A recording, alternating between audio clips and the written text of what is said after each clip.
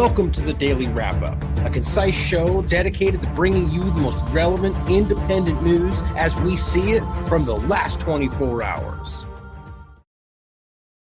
Sunday, June 2nd, 2024. Thank you for joining me today. Important follow-up on the ceasefire conversation and something we've been covering pretty much the entire time, long before even most in the independent media, in regard to the first couple of weeks and the Hamas offering of ceasefires that many probably still don't even know.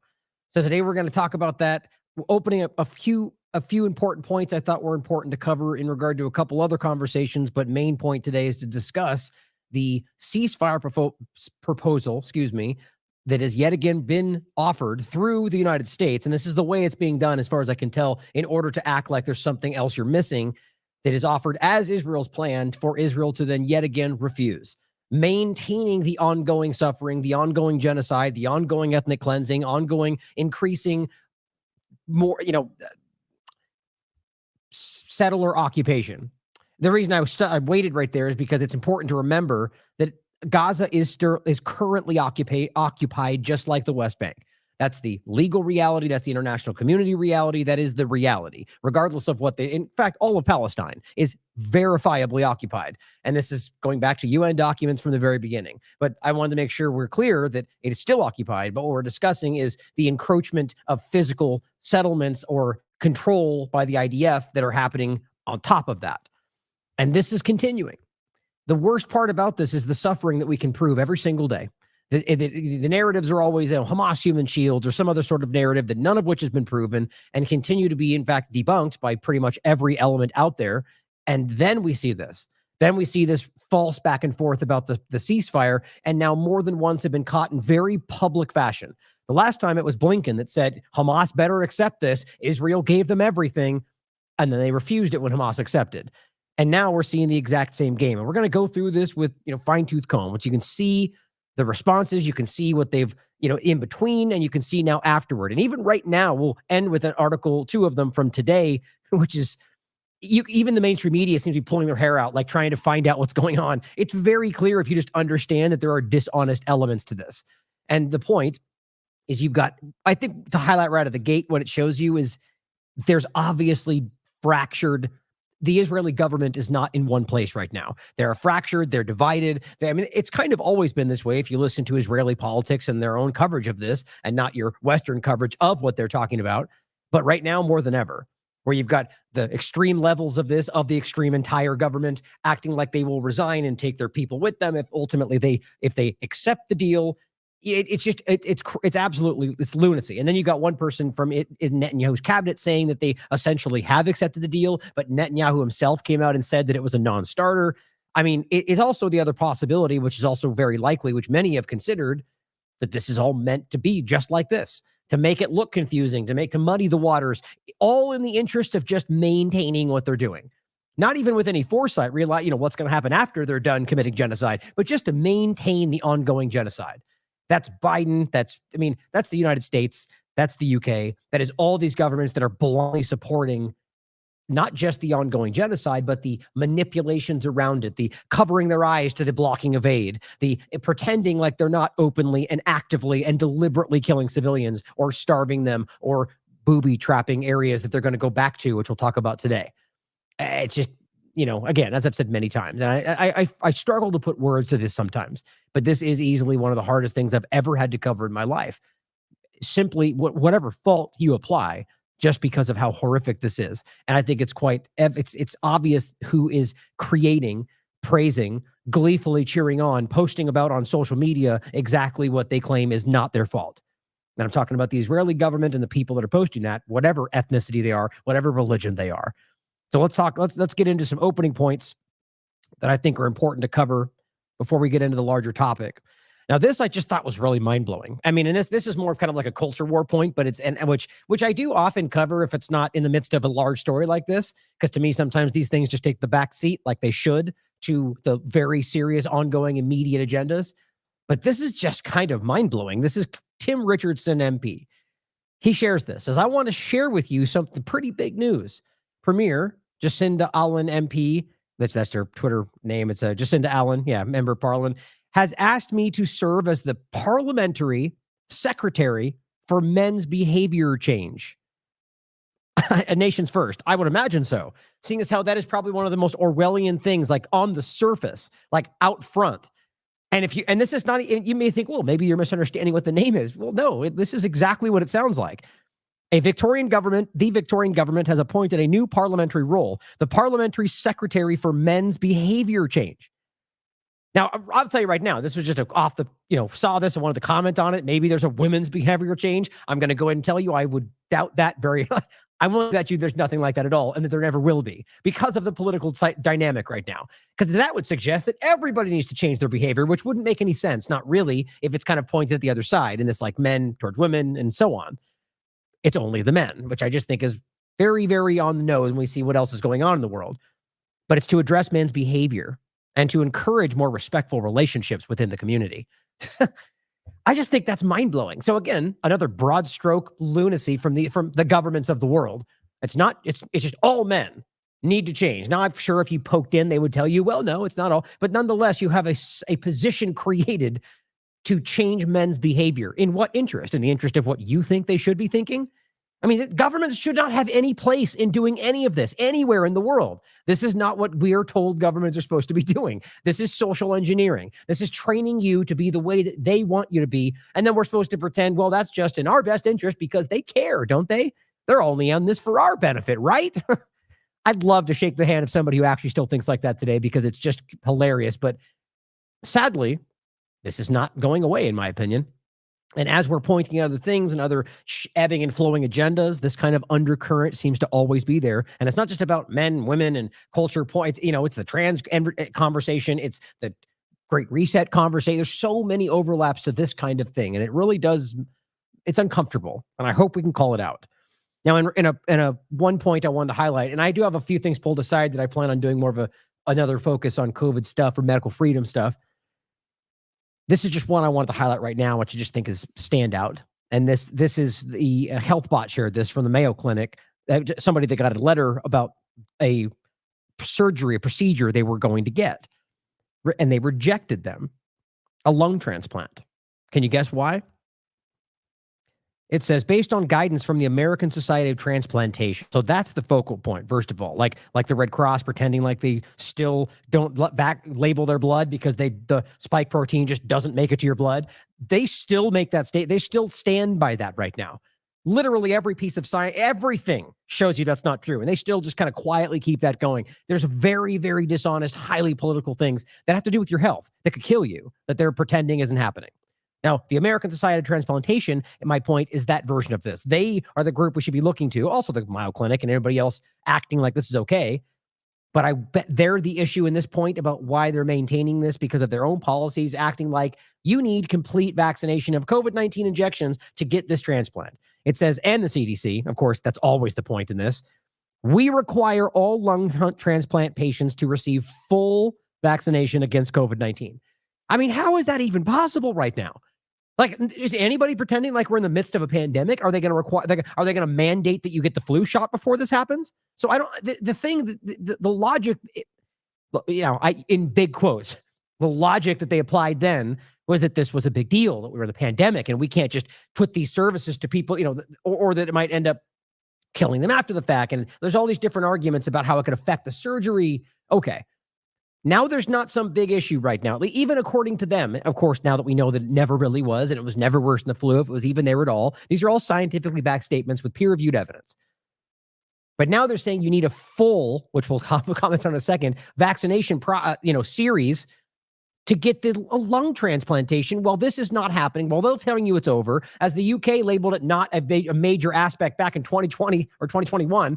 Fauci admitted all of this was a failure anyway. Every which way these injections are being shown to cause monumental problems, even which they're admitting, and yet they're going, sorry, you can't have this life-saving thing until you get those dangerous life-ending things that you don't need because it's not happening. This is the political bureaucracy, and there's no way they don't recognize how bad this is. It says, if you want to be considered for lung evaluation, you need to first obtain the vaccination and provide proof. So now you not only have to get them, you have to then divulge your personal medical information that you shouldn't have to get a medical transplantation that you clearly need to save your life. And of course, the main point, as the perpetual shadow ban points out, what is even considered full COVID vaccination right now? That's a very valid point. What do they consider? And is it different than what somebody crossed the border, the county line, the next building over considers? Because it's completely up in the air. Was it the fourth? Was it the fifth? Was it only the first two? But no, they nixed that when they brought the new one out. So is it that one plus two more? It's mindless nonsense. And they all are just directing you to get the things. Just go get the things. It's just unreal that we are the ones pointing this out. We're the adults in the room, guys. The people that can recognize how ridiculously disgusting and wrong and unscientific this is, and it still continues. And they're the ones on the mainstream media. They're the ones on all the talk shows. They're the ones telling you that everything is okay. And this is the trust your government, trust the plan. Yeah, and I meant that. Same thing, even if you're looking at it from another side of that angle. That's just mind-blowing. So on top of that point, kind of in the same vein, Chief Nerd highlights another study. Myocarditis and pericarditis only occur after vaccination and not after a COVID-19 infection, according to a recent preprint, and it is a preprint, led by researchers at Oxford University, that classic conspiracy theory platform, right? Which compared health outcomes among COVID vaccine. If those who haven't heard me say that before, obviously I'm being facetious. The point is, question everything. I don't have any reverence towards anything, Harvard or anybody else. They're all shown to have been lying or misled, or question everything, consider all possibilities. The point is that it's funny how we got to a place to where the people that they were telling you to trust are the ones opening the door to the conversation that we were trying to scream about 4 years ago. And remember what happened when the British Medical Journal came out and said it was a problem? And, Brooke Jackson's story, they called him a medical blog, a conspiracy blog. That's how dumb this got right away. A leading medical journal was suddenly a conspiracy blog because they said things that were provable then and are still now. But this is an Epoch article talking about this overall. I think what's interesting about this, here's the study itself. Preprint, May 20th, 2024. You'll get no coverage of this in the corporate media. Effectiveness of COVID vaccine in children and adolescents. The main point of this is not even in the conclusion, which is not new at all, even in the preprint. It simply says there was no, this is interesting first. There was no COVID-19 related deaths in any group. Because obviously there wouldn't be COVID-19 related death. I mean, unless you still argue the possibility of getting COVID from the shot, which I haven't seen a lot of evidence for and wouldn't disregard that possibility. But I think the mRNA direction changed that a little bit. The spike protein is its own anomaly. But the interesting point is, guess who also didn't get any deaths from COVID-19? The people they claimed had COVID-19. Why? Because it's not dangerous. It's a less than flu risk if it's even actually there. And I will stand by that forever. Unless we get even more evidence that proves, in my opinion, that it technically did not. I just still stand by the idea of Danny Rencourt's research and the idea that they didn't even need something here scientifically to make it look the way it did. Certainly could be something, but I just find that interesting. Then the main point, it says fewer than 7 COVID-19 related critical care admissions occurred in the adolescent first unvaccinated cohort among both adolescents and children. Myocarditis and pericarditis were documented only in the vaccinated groups, which is not new if you watch this platform, because we were screaming about this in 2021 with a population-based major study. Remember that? Right here. The incidence of myocarditis and pericarditis in post-COVID-19 unvaccinated patients, making sure they did all the bases, a large population-based study. And these weren't fringe, the platform. I mean, a lot of this was in Israel. Guess what? The place that got only the Pfizer shot and focused on that and all this stuff, the best data possible, Pfizer told us. And then, of course, they ignored this entirely because that's science, right?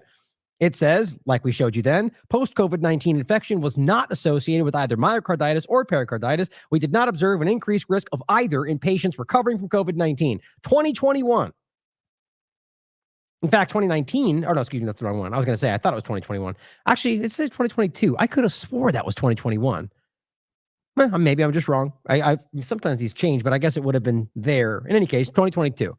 The point is that this has been there. You guys know this because you watch this platform and anybody else that highlighted this all the way back then. And I'm glad to see that the Epoch and Chief Nerd are still highlighting this ongoing research, because it's important to see that it's not just a fluke. It's never been the case. And all these ridiculous platforms and the mainstream corporate channels and that still say these things.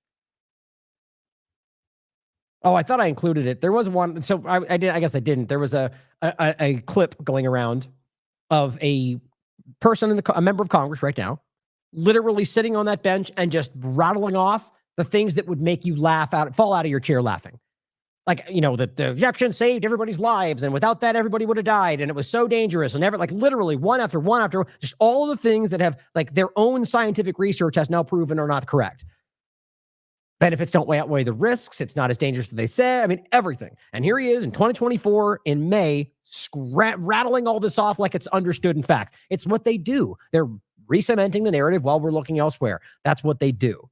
So my point is that this stuff is going to continue to roll forward, even as we know that they're wrong. And they know that they're wrong in some cases, or they just don't care. That's politics for you. On a note of food, I thought was important. Jeffrey Tucker highlighted this. Yet another organic farm that raises, grows, and sells old-fashioned, the old-fashioned way, the way it could be, has had its products seized and is now under a cease and desist. This is Nourish Co-op. So if you're around them in Michigan, I believe, and you want to support them, they need your support. I don't know how you can work around that, really, but this is the disgusting part, the terrible reality of our authoritarian government. You're not allowed. You got to eat the food that we give you, the way that we want to have it. And speaking as them, I mean, not as the people, right? But freedom, though, freedom. But you can't have that, or you can't collect this, or you can't collect rainwater, you can't grow this in your front yard. Like arbitrary, completely unconstitutional things. This is not about keeping you safe. It's the same idea of going after raw milk and all the rest. They have all these arguments about safety. Okay, fine. You can argue that it may be dangerous. Let people know. Let them make their own choices. That's freedom. You can get sick from that. Okay. It's this idea that somehow that if you get sick, it's their fault. That's not the way freedom works, guys. They're using your own insecurities to push you in a position where you have less freedom while they're screaming freedom. The point is that this is what they're actually pushing now. And the last point of this open, it says U.S. government's top dietitians found limited evidence ultra-processed foods can cause people to gain weight faster than any other food. The limited, so that doesn't mean they're saying it's not real. It says ultra-processed foods do not cause obesity. It says U.S. government's top diet advisors. Well, gee, maybe you should get some other advisors, because this is the most insultingly stupid, insultingly irresponsible thing that I've seen come out of their top advisors in a long time. Go eat McDonald's every day. You're good. It's not a problem. I mean, this doesn't even get into the idea that there are clear and provable major health side effects to only eating processed foods, whether or not you argue it increases your weight. But it does, though, and it's easy to verify. But this is the same thing we're seeing while they're going, but you can't have that fresh natural food over there. Go eat this processed food that will tell you is completely okay. It's really mind-blowing, guys. But I just want to make sure you saw this stuff, because I think it's important that these things are happening. One other point on propaganda, which will bring us into the opening point about propaganda for Israel. This is just hilarious to me. Defense of Ukraine with the gray check and everything. Just showing you yet again who your governments, most of them in the world, but right now I'm speaking to the U.S. audience, supports. The group that lies about rape, that lies about the ghost of Kiev, that lies about almost everything, just like Israel, and they get caught for it, just like Israel. And they just keep supporting it, just like Israel. Because that's who they are, guys. That's who these governments are. Now, you may think there's a couple of caveats or people that don't, and I would love to agree with you. I'd like to hope that's the case. I find I'm never someone to feel that a broad stroke is appropriate anywhere. I don't know. I don't know every mind of every politician, but it's hard for me not to see that the direction never changes. So at the very least, as a body, they are all the same, because it doesn't seem to make any difference. Maybe that's indicative of how our system is broken. I would say that too. In any case, it doesn't ever stop, and they support the wrong people everywhere. They arm the worst people in the world, and they destroy countries under the guise of freedom. We're cheering for this? We're voting for this? Apparently so in some cases. Here's the Defense of Ukraine account. Born to fall, cannot fly, it says. And just again, the gray check means the, supposedly official page of the Ministry of Defense of Ukraine. And that the gray check means that Twitter has confirmed that. So it's not a parody account. It says 9 Russian jets have proven it in May 2024. And showing you an example. This is one of them. Number 9, Russian jets destroyed in May. Right? Except that that's not. Or excuse me, this was the archived in case they deleted it. Oh, look at this. Back in 2018. Here's that image. Look at that. Occupation Army, down F-16 pilots. Oh, it has nothing to do with that. And it's in a different place. Oh, it's an Israeli jet. I wonder if they overlap their propaganda. Just in case you can't see, that's exactly the same shot. And here's on the 10i, back reverse search if you want to look at more examples that go even further back, I think.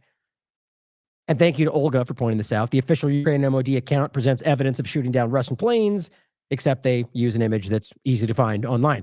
Sort of like them showing you a book cover from Amazon and pretending it's chemical weapons instructions and acting like no one's going to find that out. That was President Herzog in Israel. It's pathetic. Are they actually this bad at this? Or they want you to see it? I really don't know. But what I do know is that your government continues to support these kind of people while attacking groups that seem to at least be a little bit better, if not the same. I only say it that way because I have a hard time believing any government is actively fighting for your interest. But at the same time, there's people at least not doing this, and they attack them like they're the worst on the planet while aligning themselves with the ones that are really doing the things that we can prove. This is your government for you. And speaking of propaganda, let's talk about that from the Israeli side. I actually am amazed that this is still being used, not just from randoms online, but high-level accounts, whether they're media, whether they're direct government accounts, that are still making arguments that we have proven, that they have proven, that their own government has been forced to admit, that their media has broken down, are lies from top to bottom, both on the fact that there were the amount of people, like 40 beheaded babies, for example, that you can prove there weren't even that many babies that were capable. They lied about it from every which angle. The statistics, the metrics, the fact that they didn't see it, that other people came after and said it didn't happen. Everything, to the idea of the baby in an oven or the baby cut out of the woman's stomach, that the people came later and said, nope, that's not what happened. And Haaretz has broken this down in fundamental lies, based it on every angle, testimony, and what was possible. And she says, Syrian girls, Zionists are still doubling down on the burn babies in an oven. This was just a random account, but the point is, how about the fact that Hamas terrorists literally burn babies in ovens? And I'll go to the point I was making next with the larger account. And this is when she's highlighting the fact that, remember this? I believe it was the Al-Shifa hospital, and even Channel 4 broke it down and proved that it was a lie. This was an actress who pretended to be a nurse in Al-Shifa and said, oh my God, there's guns and Hamas everywhere and they're killing people. And she lied. This is the actress, by the way. And this is not my opinion. I'm not, if you haven't seen this, it takes half a second to look this up. It was a major story. None of the Zionist manipulators even cared to highlight it. None of the governments cared about it, but it was an easily provable story. She never worked there. Channel 4, not from Palestine, clearly highlighted that she was lying, that it wasn't what she said she was, that the things that she said, the way that she spoke, across the board, it was an easily proven fake. So my point is, and that was to make sure they could continue murdering people in Al-Shifa, which has happened many times now. She posts that and they go, oh yeah, how about babies burned? It's just still ongoing. And here, ladies and gentlemen, is Ron DeSantis telling you that babies were burned in ovens. Now, Kim Iverson says, well, I'll read what she says afterwards. Ron DeSantis says Hamas wants a second Holocaust and the destruction of Israel. And he says Palestine never existed, wasn't a country. And he references babies burned in ovens. This is the level of your current government. Whether it's people running for president who are never going to get elected, or people that are president, or people that are running and might get elected, or rather selected. Every single one of them have referenced things like this, have completely bowed to the interest of Israel, and actively do at this moment, and have claimed that they will, whether they're elected or not, or whether they are the one elected or not. Saying things like from the river to the sea, that's just not some cheeky chant. They're basically saying they want to see the destruction of the state of Israel and a second Holocaust. That's what Hamas wants. Okay, let's start with that point, right? So if that's what that statement means, are we going to acknowledge that that's in the Likud founding charter, which is Netanyahu's party? Of course not, because it's only bad when they say it. Except the difference is when they say it, they're saying from the river to the sea, Palestine will be free, which could easily mean kill everybody, I guess, in an abstract way, or just that we want to be free. Highly more likely than the latter. But in this case, we see Israel, and specifically the leading Likud party of the coalition at the moment, saying between the river, the sea, and the Jordan, there will be only Israeli sovereignty, which is a hell of a lot more specific, meaning there is no Palestinian sovereignty. It doesn't exist, not in this area. So if you want to say that one is calling for the lack of existence of the other in this area, there's only one that clearly makes that statement, and that is Israel. You can argue they mean that, but that's the same as saying when they say free Palestine, they mean kill the Jews. Sure, I guess that's possible. Do you know what they're thinking? How do you know that's the case? How about we can prove that most of them actively and throughout their entire academic career or activism career or with Hamas or whatever else we're talking about have made it clear that's not what they think. And of course, they could still be lying, but now we get into the realm of you just making it what you want despite what all the evidence shows. Here, we're staring right in the face what the Likud party actually thinks. And of course, this is when Elon Musk did the same thing. You're not allowed to say decolonialization, apparently, from the guy from South Africa, which just seems absurd to me, and from the river to the sea. Not when Palestine says it, or if they say it, or just can't say that. It means genocide, he said. Period. And I said, okay, well, here's where it is in their party. Is that a problem? No, nobody cares. They're hypocrites, guys. They're hypocrites lying for Israel. So here, when he says that, he's just saying the talking points. Watch him continue. Why Hamas baked babies in ovens. Oh. That's why they were raping the mothers. That's Oh, why okay. All the things that had been proven to have not happened. Thanks, DeSantis. Way to keep it going. they were beheading elderly people. Nope. Not a single example of beheading. Owen Jones proved this while watching the thing. They told everybody proved that. And he and other journalists came out and said there is no evidence of that. Not in the video, not anything they showed. No beheadings, no killings of children, none of it. And by the way, Haaretz has followed up with multiple investigations to show you that's not true. He's rattling off lies directly from some kind of list, I imagine, that we know aren't true. Now, he's clearly fallen back in the running for president, but it doesn't matter. These are leading politicians, Israel and the United States, that maintain these lies. People still listen to them. On October 7th. You know, it's interesting. I didn't see those folks protesting Hamas's actions. They were very quiet about Hamas's actions. Now they're just doing and they're protesting this. But I'd also say now they're just doing and they're protesting this. Hey, I don't think he knew where he was going with that. His point is, oh, that's one of the bullet points. And then I'll just rattle off and change direction. The point is, you're supposed to go, they didn't care about the 7th. They didn't care in Iraq. They didn't care in the Sudan. Well, yeah, we all did, though. And that's not true. And on the 7th, a lot of people, including almost every one of these people out there protesting, were highlighting that civilians were killed. You know why? Because they care about human life. I'm not saying every person out there because I'm not going to broad stroke, but I know these groups and what they claim they're fighting for. Now, they could be lying. That's always a caveat. My point is, for him to say that they didn't care, they've claimed otherwise. It's like when they say the UN never called the release hostages. Yeah, they did. More than once, over and over. And I've seen them say it recently. Or at least, I mean, the bottom line as we get to the ceasefire conversation is they've had opportunities to. So it becomes a little bit more ridiculous to keep pointing to the hostages because you want them to when they know you've refused opportunities to take them back. But as he makes this argument, it's meant to make it seem like they only care about one side when all you're really highlighting is that is what you're doing.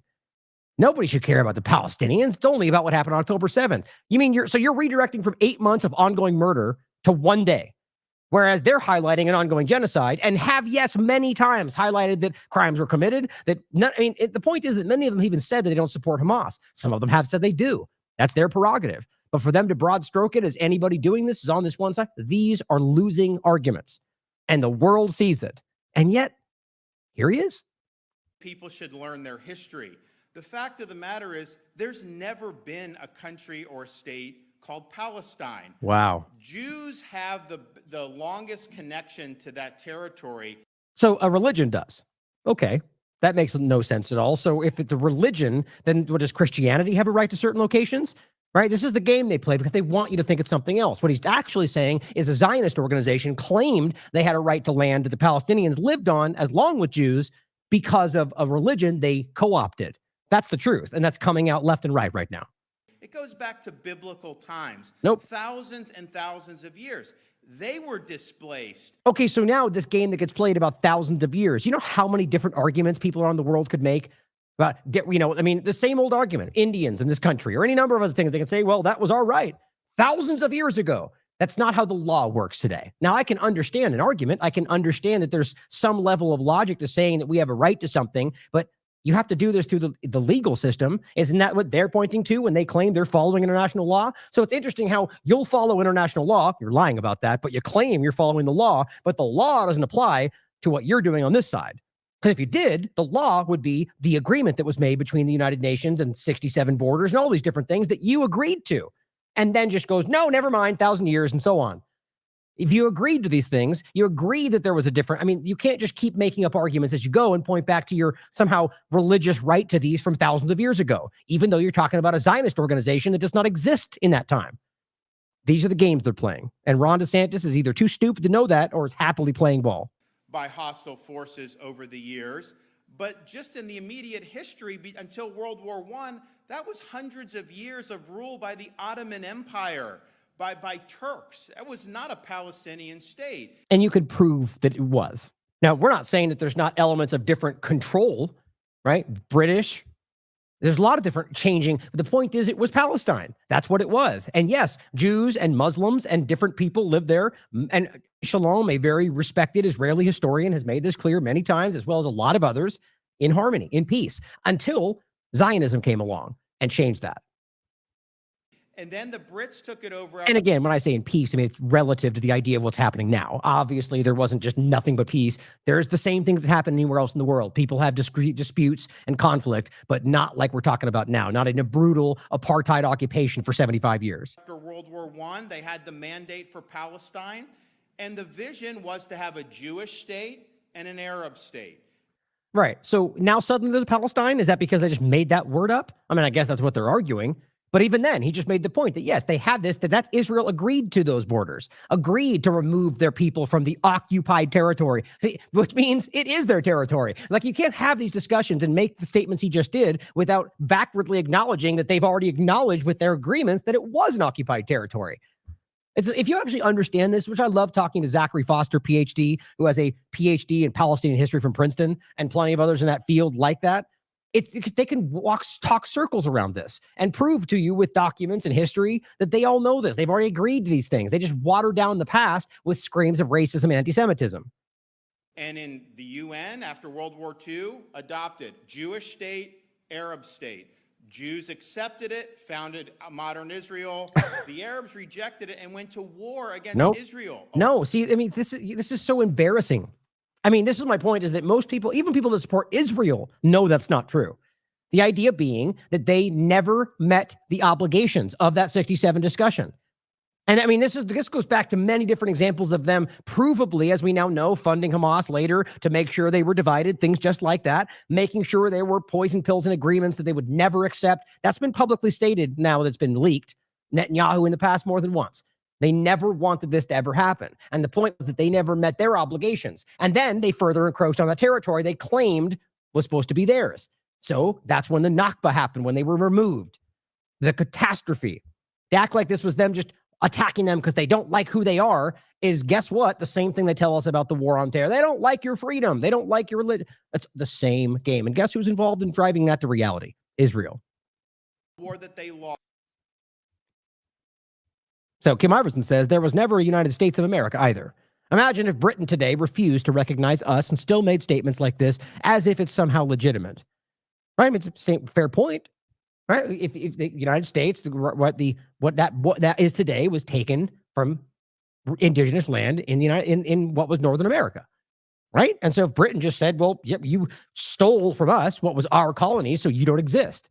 I mean, is that not the same? It's all nuance that has a place in the conversation. But for them to point back to thousands of years of history and act like you're not allowed to be here right now, which is what they claim Palestine's doing to them, while they seek a two-state solution, as Israel says will never allow that, it becomes pretty obvious what's really happening. There's always extreme opinions. There's always hatred on either side. But you can see from the top levels of the conversation, the one side that's making sure this will never happen. I mean, we don't need to play these clips every time to show you where they admit we did this to make sure there would not be a two-state solution, while the other side was fighting for that solution. But she says DeSantis blocked people from coming onto her show before October 7th because he didn't like her position on Israel. He's a fully bought-off traitor to this nation, she says. Now, here, in the context of more propaganda, is the same old narrative, the same thing. This document we'll show is from the Jewish Virtual Library. You guys have seen all this, but just to show you how it seems as if they're reverting to the original, going back, right? They've so aggressively, the Zionist agenda has lost so incredibly that they don't know. They're just going back to these classic lies that have been debunked. What else are you going to do? So here is, what is her name? Brianna Joy Gray, I'm not very familiar with, but corporate media-ish, says Hamas's charter, Aviva Klampas reports on her, saying Hamas's charter explicitly speaks about killing all the Jews, which is not accurate. I'll show you why. But here's her telling us that, in fact, Hamas doesn't mean what they write, which, again, this is her playing on the ignorance of people, knowing well that their Hamas charter changed a long time ago, and what they publicly declare. And remember that when that charter was made was a time when, and if not still to this day, you could prove Israel was basically influencing, if not controlling, what they did, funding them, allowing their division. So it's not hard to see that charter would actively increase Israel's agenda or interest their agenda. Just when Hamas is talking about eliminating Israel, it's not talking about killing all the Jews, to which this guy just laughs. Oh, it's so... Like just so insulting, like just like so stupid. We'll laugh her off the stage, even though the very reality is that their own charter from 2017, which was updated, says the exact opposite. Hamas affirms that its conflict with the Zionist project is not with the Jews, but with their religion. Okay, so if you're going to be an honest person, which they clearly are not, you would at the very least go, well, yes, their new charter says that, but here's why I can prove they're lying. Not just act like it doesn't exist and point to something from decades ago. Does that sound like an honest engagement? Of course, you could be right. You could argue that they're lying and it's a secret way to kill all the Jews. That's their plan. And I wouldn't say maybe you're right. I wouldn't say you're wrong. I would say that, well, here's their charter. Here's what they claim. Here's what they keep saying. And here's what, not the comfortable leaders you keep secret and Qatar that have complete act. This is the game they play. And I've already shown this many times. The leaders that are safely sitting in Qatar that Israel said from October 7th forward that they weren't go after. Doesn't that seem suspicious to anybody? And every time they want a bad statement, they point to one of them saying, kill all the Jews. And I go, see, even though we look over here and it's a little bit different now, isn't it? Where we have people that are fighting with Hamas that are actively saying things against that. Now, I'm not going to say I know what the reality is. Maybe who knows? But I can at least be honest enough to tell you that that's not the full picture. They can't. Now, my point is people like this are so desperately caught up in this propaganda push that they're falling back to these old lies. Now, here is the other side of this where we have the corporate media suddenly saying the truth. Now, don't forget, we read what Off Guardian wrote, which I think is very important, which is essentially what I think.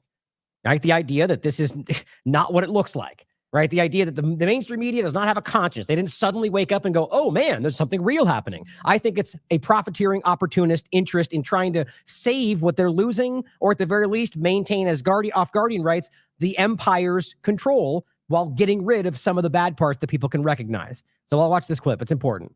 Clear. Israel has a right to exist and to defend itself. That is an indisputable fact.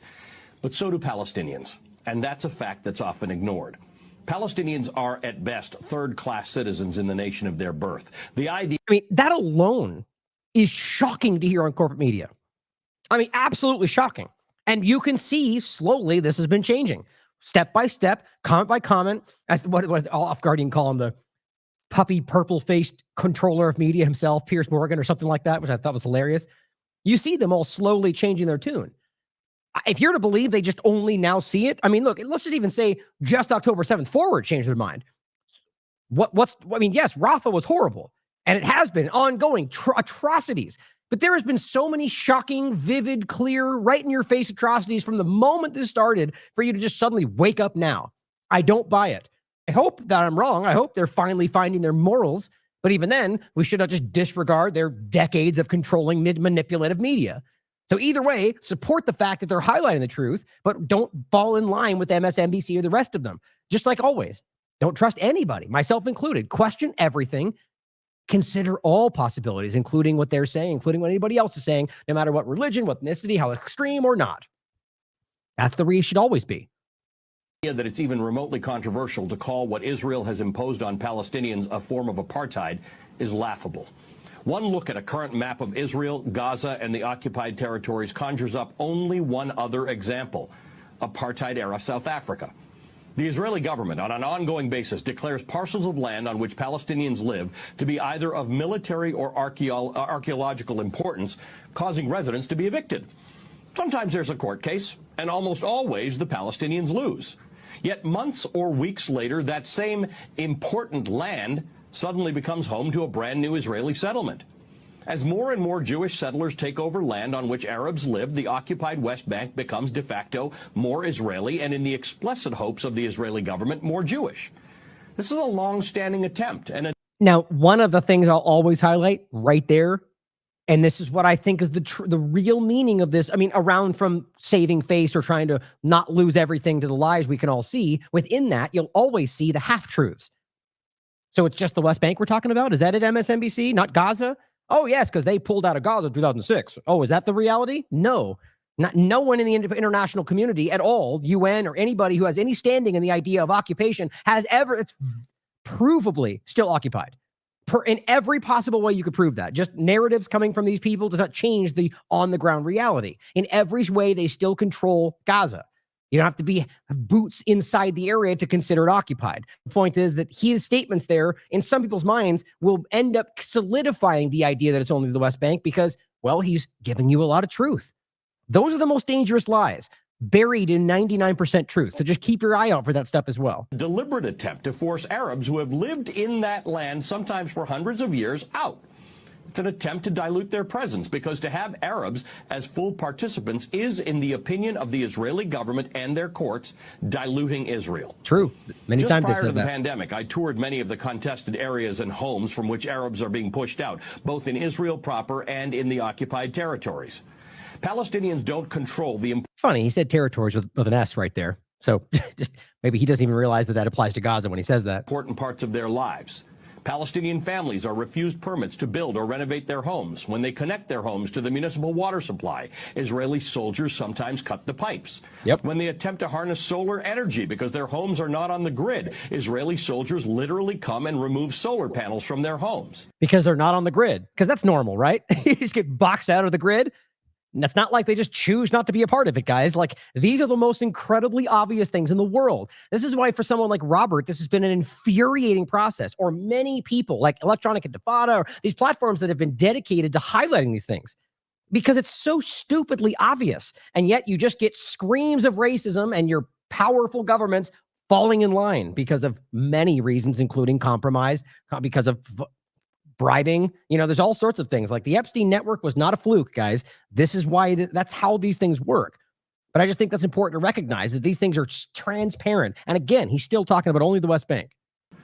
I spent an hour and a half traveling alongside an elderly Palestinian woman who was being transferred between 3 ambulances from Gaza to the no man's land in between and then into Israel to get cancer treatment. 3 ambulances over the course of 1 mile, more than an hour to cross the border. That's how Gazans live. Without medical treatment because Israel prevents it. Without electricity much of the time because Israel prevents it. Now, in the first comment into the Gaza part of the conversation, remember, I think that too is a little bit deceptive. Because if you want to understand how often a person from Gaza ends up getting treatment in Israel, it will blow your mind. I would imagine that's probably one of the few things you'll right. That one example, if it's even real, was probably. I mean, I don't want to guess. The point is, it's very, very, very rare and unlikely that it will ever happen. And even then, they don't get the treatment that they should get. I mean, I've had conversations with people like Robert, plenty of others about this. So that makes it at least seem like, well, they're taking them to get treatment, but that's not even the truth. Without the ability to fish in the Mediterranean Ocean because Israel prevents it. Without an airport or a seaport because Israel prevents it. Like Israelis, Palestinians also have a right to exist and to defend themselves. But there is no one willing to help them do that. Not the Israeli courts and not the U.S. government. Well, I hate that statement because that's not true, right? There's a hell of a lot of people. Ireland, South Africa, all the people people like us. Now, he generally means governments, I said, but he said no one willing to help them. But that's still not even true. There's governments out there that have been actively fighting for this, right? So I guess it's only anyone is Israel and the United States, which is typical for the U.S. media's perspective. What the U.S. also shares with Israel is the belief that Hamas, the political party that governs Gaza, is a terrorist organization that calls for the destruction of Israel. And it's not even accurate to simply say Hamas runs Gaza at this point. It's not. Hamas is supported by the majority of Palestinians in Gaza. Nope. They're supported. They got a plurality when they got the election, which was 46%. And since then, that has diminished a lot. Now, there's a lot of different overlaps to who they support today. But it's the point that Robert's made more than once. There's a lot of different groups, and they support the resistance. But when it comes to who they would elect, apparently it's completely multifaceted. But this is the narrative that continues to, in a quiet way, make it seem like they support the terrorists. Hamas may not be in the best long-term interests of the Gazans, but peace hasn't really worked out for them.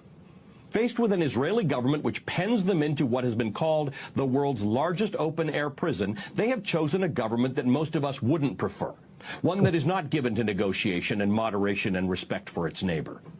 Israel needs a new approach to the Palestinians, and America needs a new approach to Israel. After more than 7 decades of not just being deprived of land from which they were evicted, Palestinian frustration runs deep.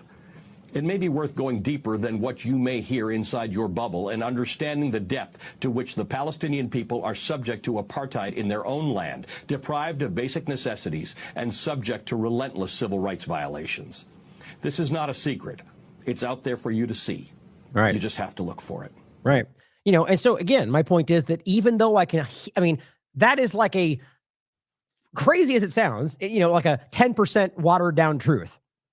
But a lot of that was important. It's just the crazy thing. It's, why it's so frustrating is that for it to be a contentious thing to say Israel's an apartheid state, well, every leading human rights group in the world has said that years ago, how you can prove this based on every metric of what that is. I mean, the videos where you can show different streets, different locations, areas they're not allowed to use, only for Jews, no Muslims. I mean, it's exactly what it sounds like. And yet they say it's not. And so it becomes contentious. My point is him saying that's not brave, maybe for corporate media because of how trapped the entire industry is, but it's still not brave. It's a public reality, like he said. But it's still important because it's shifting the conversation, whatever their agenda is. But just be on guard for the things that are watered down, lied about, to keep you, trapped for the next agenda. As long as they can get you thinking, yes, it's kind of as bad as they said, but that bad. But here, Netanyahu's gone, so now we're back online, right? We'll change those few things he pointed to. Well, no, it's not as simple as that. There's 1,000 other people behind him that are just as bad, and a lot of the things he highlighted are just a fraction of the truth. But it's a good start. It makes me happy to see it's happening. As I said, just as Off Guardian pointed out, don't for 1 second believe it's genuine, guys. Did they just suddenly see it? No, it's damage control for the empire. And why does it take corporate media repeating the obvious truth decades late for this to be seen by some? I really don't get that. And as Diddy's mentor said, it's a big limited hangout. Dump it on Netanyahu and Israeli-based Zionists, while the U.S.-based Zionist movement, largely Christian, including the evangelicals and an MIC, military-industrial complex, retreat into the shadows. Netanyahu and co. are getting abandoned like every other ally. Only they have more blackmail material. So who knows where that goes? Blackmail is a good point, and see that could change a lot. Seeing as how I definitely think that's a part of the angle to the Epstein overlap in the network. So maybe they've got something. I mean, I still argue it doesn't make sense why you can see the United States as a government so beholden to the Zionist agenda. There's something going on there. So maybe this will shift with some more things applied, more pressure. But at the end of the day, I get the sense that's what's happening as well. That they're trying to blame it on one individual or one entity, or maybe just that coalition, trying to make it seem like that's the one, the bad apple. It's just not the case. Now, as the Squirrel points out something interesting here, a Zionist, and this is an older video, I think, based on the way it looks. It's hard to tell, though, asks Chomsky what he thinks about the statement that Israel should not exist and whether he is horrified by it and thinks it's anti-Semitic and genocidal. He responds, and I'll play it for you guys to listen to. And there's a lot of other videos, by the way, down here. I just want to play this first one. And what's interesting, obviously, is that, this is, I agree, somebody that seemed to have completely lost the plot during COVID-19, but who knows why? He's older, he got scared. I don't know. But, historically, he's been one of the salient voices kind of staying out around manufacturing consent and, splitting it down the middle through the two-party illusion for the most part. But here's what he said about this. And this is highly contentious in the minds of people that act like this is somehow anti-Semitic. Statement is that, in the course of time, Israel should no longer exist. Well, actually, I happen to agree with that, too. In fact, so do a lot of people in Israel, the ones who think there should be a single democratic state. That's not calling for wiping anyone out. Actually, there are two countries that are not only calling for some nation not to exist, but are destroying it, namely the U.S. and Israel. That's their position with regard to the Palestinians. And they're not just saying it.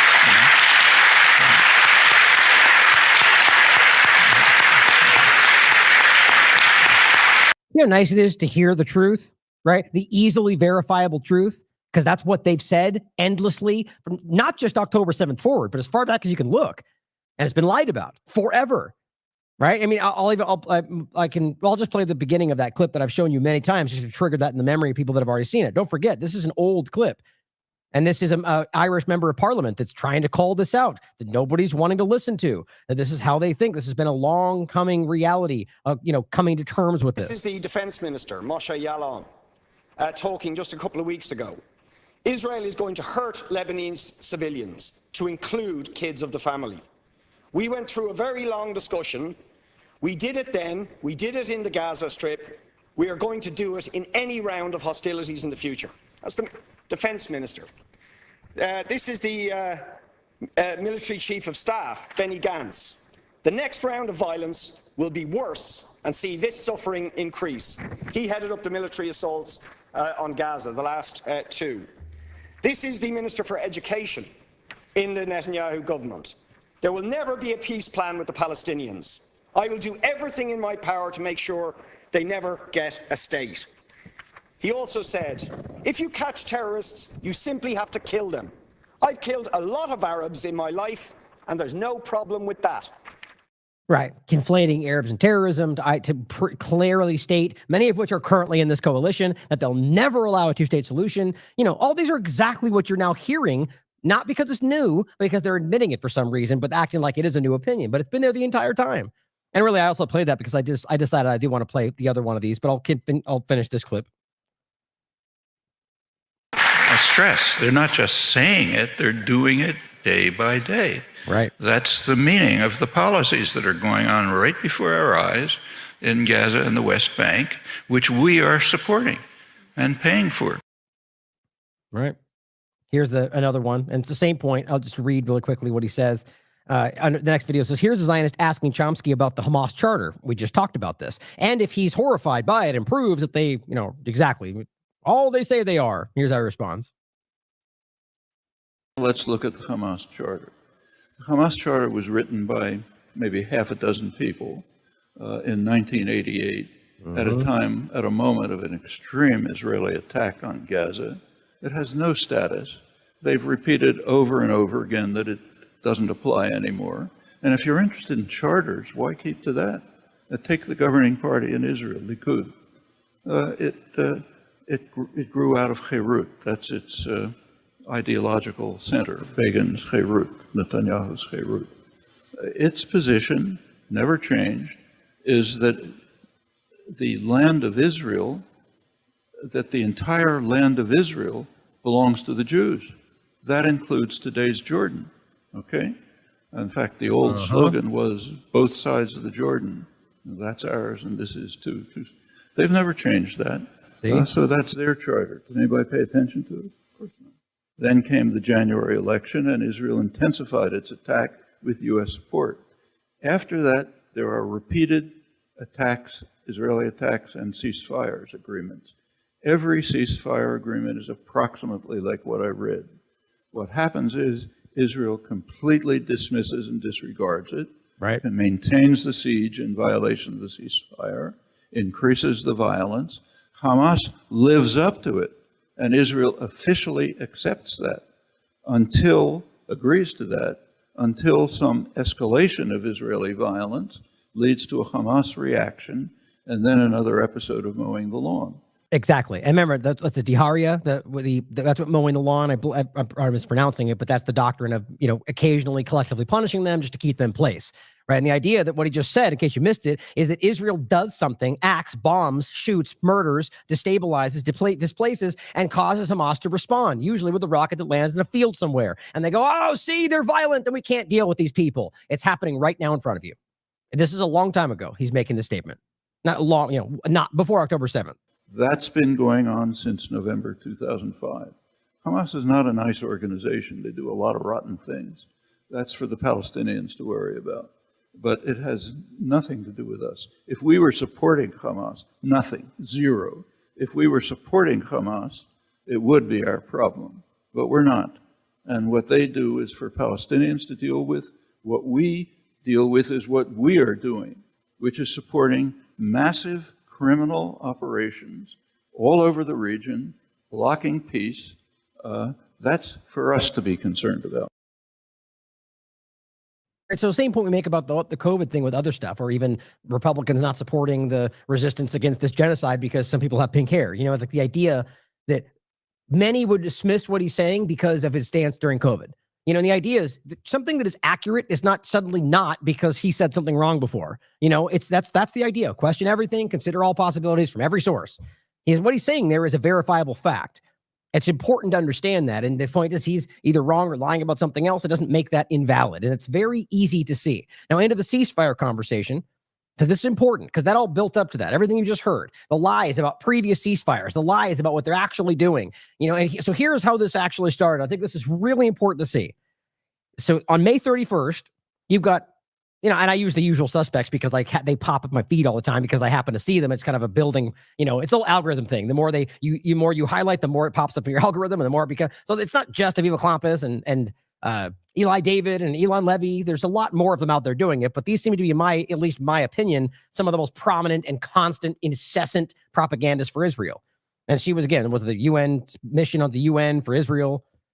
And here's what she said. And this on May 31st. Now, remember, if you haven't seen it already, Israel has dismissed and ignored and rejected the thing they offered through the United States to the Hamas for the second time that I can prove. Now, before that, they've rejected things that were, that they would have taken, or that they would have been pressured to take by their own people had they knew it was happening in the first couple of weeks. Remember, there was deals that were basically give us back all of our people and we'll give you back all of ours, or one that was we'll give you back everybody if you just stop the invasion of Gaza. Those were two provable deals now of the 11, I think 12 now that they've been offered that Israel has refused, including the very last one, which we'll come back to again, where this was on the May 7th, Robert wrote this, Hamas agrees to the ceasefire, Israel attacks Rafah in response. That's after, of course, they had been told not to. And of course, at this point, it was a deal that they offered that Blinken had said they better take it. Israel gave them everything. And we talk about it all in this article in my coverage on the Daily Wrap-Up.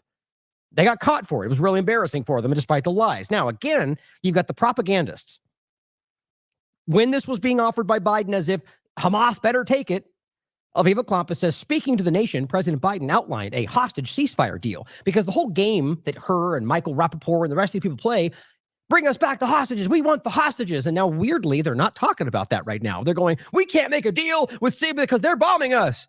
It's like, okay, doesn't that seem counterintuitive? We'll get into that. But she says, speaking to the nation, he outlined this deal. And it says Hamas should take it. The deal has 3 phases. Phase 1, 6 weeks of ceased hostilities. And my point on top of this is to show you that this is a ridiculous deal for anybody, but Hamas is calling their bluff. 6 weeks of ceased hostilities. That's the main first phase. Number 2, the release of all remaining hostages, including male soldiers, Israeli forces from Gaza, and so on. Number 3, the reconstruction plan for Gaza and the release of final hostages. Oh, you know what you don't find in there? Any more than 6 weeks of stopped hostilities. Because they keep telling you, we will not stop until Hamas is destroyed. So the idea that they're going to give up every piece of leverage they have for a 6-week ceasefire, and then Israel's going to go right back to what they said they're going to do, is ridiculous to me. Whether or not you support any side, the point is that's just from a logistical, logical standpoint, that doesn't make any sense.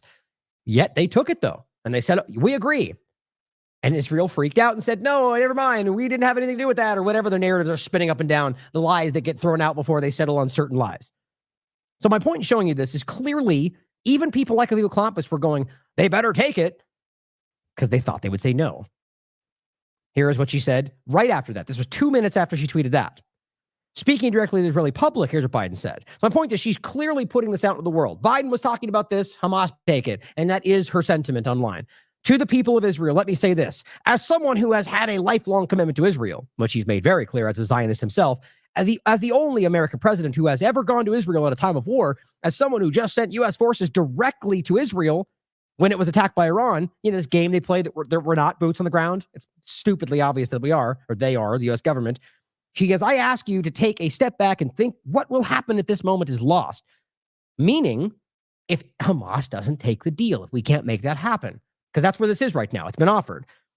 He goes on, you can't lose this moment. Indefinite war in pursuit of an undefined notion of total victory will only bog down Israel and Gaza, draining military, economic. So the point is, she is somebody who's been screaming and maintaining this illusion to keep this going, but using the dynamic of, we want the hostage back. That's all we want. And so this being shared is seeming to suggest that she's agreeing with the sentiment, right? That, well, we don't want indefinite war. We want this to end. We want to, and it's not going to help Israel. We just want the hostage back. Hamas better take it.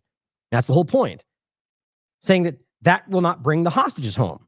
That will not bring an enduring defeat of Hamas. That will not bring Israel lasting security. Okay, so you see where this is going. Here's President Biden, again, on the 31st. An hour after that post, saying Israel has now offered a roadmap to enduring ceasefire and the release of all the hostages. Interesting, right? Even though the path to enduring ceasefire was a 6 week of pause and then hostages, which we all know how that would end up. But regardless, he says yesterday this proposal was transmitted to Qatar by Qatar to Hamas. Yeah, because they're working with Qatar, who is keeping them in safe I've made this point many times. It's just so obvious to me. But he goes, today, I want to lay out the terms. And it's what we just highlight for you. Well, phase one says a complete ceasefire. But my point is that they've, on the things that we can see outside of this graphic, seems to suggest from Israel's side that it was never a permanent ceasefire. Even then, you can get these kind of up in the air points that don't seem to align. In any case, withdrawal of Israeli forces, release of some hostages. Then it says a permanent end to hostilities, major reconstruction plan for Gaza. So the asterisk right there is the disagreement about whether it's permanent or not. Either way, the point is this is Israel's plan that they offered and Hamas accepted. Now, this one is from the 31st. Biden announces new ceasefire plan for Gaza. President Biden on Friday announced what he said was a new Israeli proposal that, if agreed to by Hamas, will lead to a permanent ceasefire. Seems pretty damn simple to me so far, right? Okay. Here's what Obama said. Today, President Biden, and this is on the 31st, about 20 minutes after that post, Biden said, put forward a clear, realistic, and just plan to establish an immediate ceasefire, which is not even what Biden said or what Israel said. But so now we got three semi-different versions here. A plan that ensures, returns hostages taken on October 7th to their families, increases aid into Gaza, and relieves the suffering of Palestinian civilians. Don't you love how they frame this? Such a slant to the one side and saying they get their families back and they'll get, and we deal with the Palestinians. They alleviate the suffering. You mean the ongoing genocide and starvation and murder and it's just funny the way that they frame this. It's disgusting. And engages Israelis, Palestinians, Arab countries, and the broader international community, blah, blah, blah. A ceasefire alone won't ease the terrible pain of Israelis who lost loved ones and butchered or lost or butchered by Hamas, or the Palestinians whose families have been shattered by the war. See my point?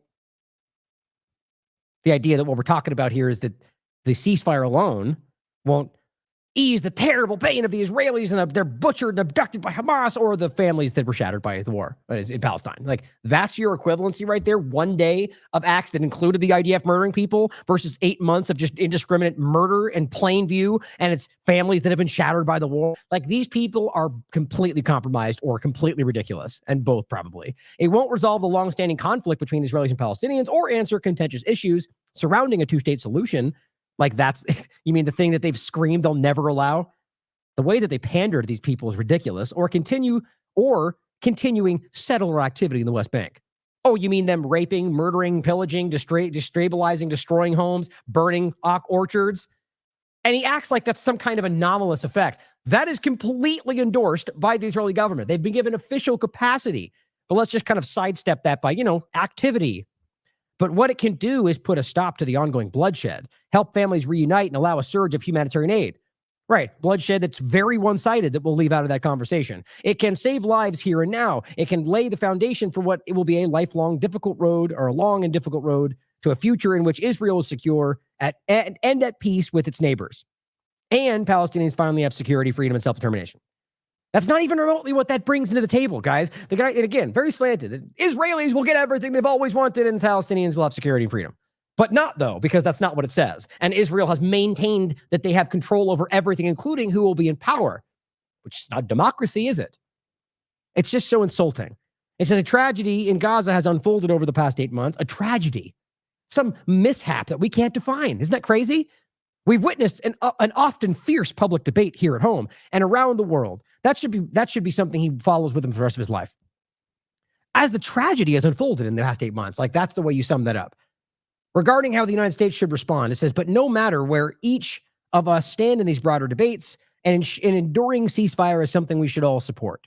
For the sake of Israel, Palestinians, and the world at large, I am deeply encouraged by the steady, tireless efforts of Biden to bring this to an end. Okay. Now, Asal Rod points out and this was on the 31st, mind you, the game that was already being played, right? So the news came out. Hamas states it views Biden's proposal positively, right? So Hamas basically says, we think this might actually work for us. Israel says, we will continue the war until our objectives are met. Okay, wait a minute. That doesn't sound like you're on the same page. Hold on. And then, of course, Western officials come out and say, Hamas needs to accept the deal. So right out of the gate, they were like, it was either completely divided within the Israeli government, or they were actively doing what they've been doing the whole time, which is ensure that they won't take it regardless of what happens. And you can look at their own tweets. Hamas needs to take the deal. Hamas should accept the deal. That's Blinken. That's Biden. That's everybody. It's up to Hamas. Hamas must accept it, David Cameron says. And they did. And can you guess what happened? So they refused, as you well know. And as Ali Abunimah from Electronic Intifada wrote, as predicted, Israel has adamantly rejected its own offer to itself and is now cutting off negotiations and diplomatic relations with itself in order to send itself a strong message. Israel will not surrender to Israel's terms. I mean, that is the best tweet of the day. I mean, that is perfect. They said it's a non-starter, the deal that they offered. And again, actually, to his credit, he earlier, before they even said that, called it out. Israel will reject what Biden described as an Israeli proposal. And he said, right, there it is, as I predicted. And I said the same thing, just as many of us predicted, since the Israeli government has said repeatedly that there will be no end until Hamas, read Palestinians, is destroyed, and because they've already done it before. And that's the article we've already covered. You know, this is undeniably true. They've already done this. The fact they think they can just keep doing this is incredible. Now, Asal Rod, just again, highlighting the dynamic I think is important, the PR stunt. Biden says it's time for this war to end as he lays out Israeli ceasefire proposal. Now, realize that's not just Biden saying that. That's what this was. And then AP, Israel describes a permanent ceasefire in Gaza as a non-starter, undermining Biden's proposal. Okay. So that doesn't make much sense, does it? Until you realize that they were never planning on accepting it in hopes that Hamas would say no. Asal Rod highlighting this. This is on the 1st, the next day. Biden, and this is how it went forward. Biden unveils Israeli ceasefire proposal. Western leaders call on Hamas to accept. Media headlines repeat that. Hamas says they like it. Israel rejects the proposal. How does that make sense? When it's meant as cover so Israel can continue to destroy what's left of Gaza. That's what. Tiberius highlights the larger view, which is really important to understand. And we played that clip as well, but that shows you at least 11, I believe this is 12, different offers that their people have been wanting Israel to take from the beginning. And now even plus 972 magazine is calling this out, that they want it. The people of Israel, the families who have the most interest in this, who are still they have family members in Gaza, are saying take whatever they offer if we get our families back. Now, you may disagree from a strategic standpoint, but what's the point to make is that Israel has been using that dynamic, like Aviva Klampas, like Eli Levy, like Michael Rappaport, to make it look like that's the only thing holding it up, is we want our families back, and you're all racist and not allowing that. And then they go, here's your families back. And they go, still, we can't make a deal with Hamas. Just like it was happening with week one. Remember the argument? We don't deal with terrorists. And they had the pause. And I went right back to him and said, I thought you said you don't deal with terrorists. I'm like, oops. October, Hamas wanted ceasefire and full prisoner exchange. U.S. and Israel blocked that ceasefire. Many of these, by the way, were in the United Nations, vetoing this. November, Hamas wanted ceasefire with full prisoner exchange. U.S. and Israel blocked the ceasefire. In December, Hamas wanted ceasefire with full prisoner exchange. Israel blocked the ceasefire. January, same thing. February, same thing. March, same thing. April, same thing. May, same thing. Biden, today on the 31st anyway, we must end. Hamas must accept the ceasefire deal and full prisoner exchange. You know what's going on. And he says, I swear to God, if anyone still believes a word that genocidal POS says, they need to be studied in the lab so we can understand why they've survived to adulthood without a brain.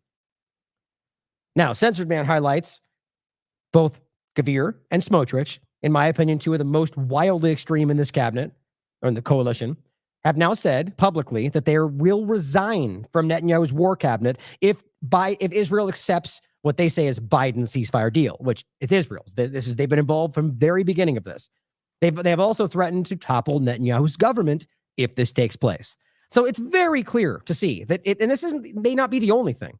And maybe this is even an illusion. That's possible too. But I think to me, it's very clear that the government is fractured. That Netanyahu is playing this dangerous game on a knife's edge of trying to appease the most extreme people on the planet right now, as far as I can tell, and people that want something else, as he's sort of in the middle. And I find him obviously wildly extreme. But what's most alarming is that he's not even the most extreme in this discussion. And he's using that, he's feeding that in order to maintain power. That's the whole point of the coalition. Now here is Kim Iverson highlighting what the Prime Minister's office said.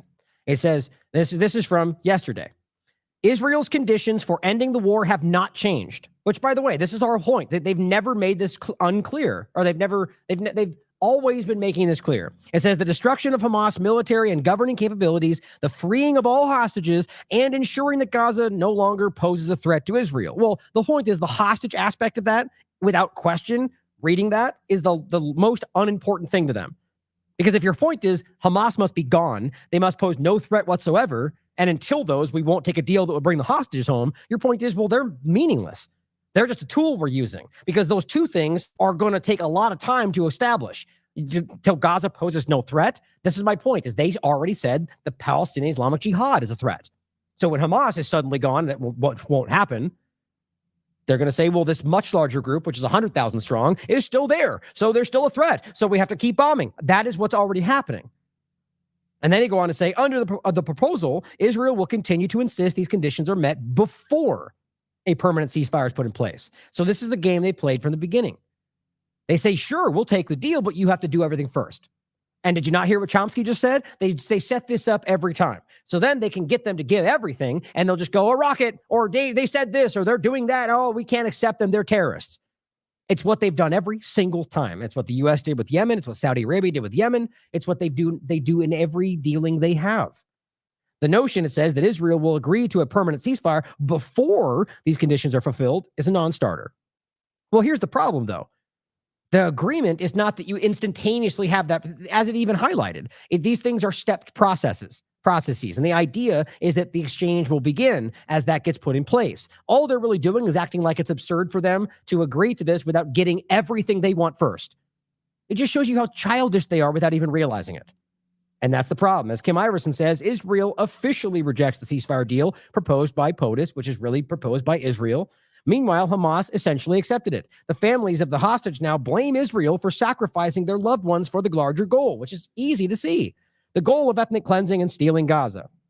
Now, here are a couple of these articles. This one is from today. Netanyahu aide says Israel agreed to Biden's ceasefire plan for Gaza. It's a very confusing title because the article itself makes it clear that that's not even clear, which I think is funny. So this is, I think, NBC trying to help Israel. Right? I mean, they're trying to make it seem like, well, it's still happening, even though that's not the truth. Can't make the title literally says they accept the deal, even though the first couple paragraphs make it clear that at best that's completely up in the air. I find that ridiculous, but that's pretty much corporate media for you. So June 2nd, it says, add aid to Israeli Prime Minister Benjamin Netanyahu, who, by the way, publicly said this is a non-starter, said Israel had agreed to the framework for Joe Biden's plan. See how this is shifting? They were 30 seconds ago calling it Israel's plan because it is Israel's plan to bring an end to the war in Gaza, though he said it was not a good deal. The deal that you put together with the U.S. government that they all said Hamas needs to take because they gave them everything is not a good deal all of a sudden, even though it says you accept it. I think this is the part of it that's meant to be no one understands what's happening. It's confusing. It's muddying the waters just to keep maintaining their agenda. But it says a deal is yet to be finalized. And while Biden initially called it an Israeli proposal, Israeli officials' position remains unclear. So what's with the title then, you complete? Okay, it goes on to say NBC News has reached out to the Israeli Prime Minister's office for clarification. So shouldn't the title be we're seeking his clarification on what's actually going on? Yeah, that's what you should title it.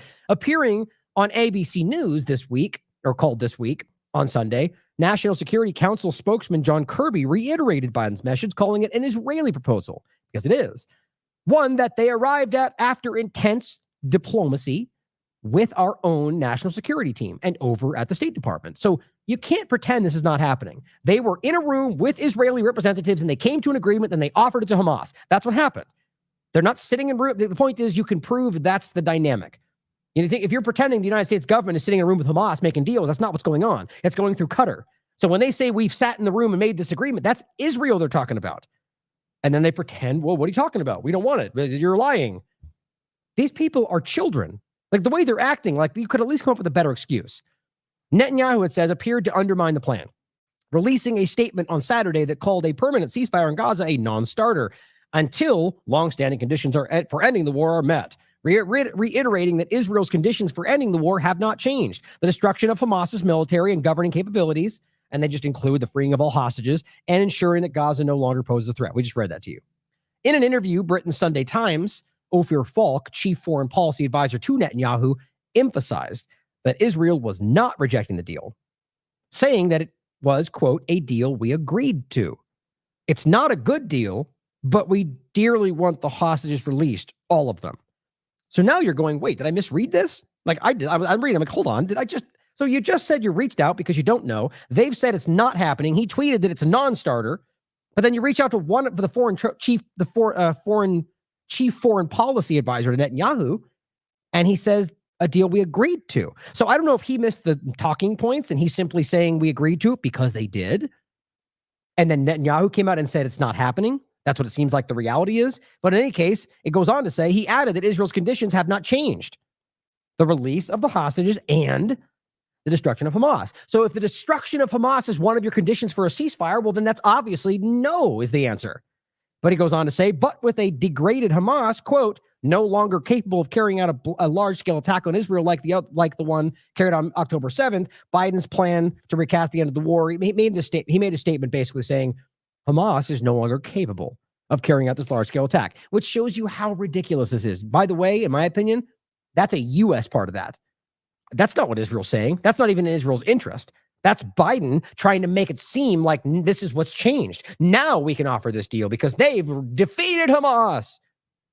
That's ridiculous. That's a weak effort from every angle.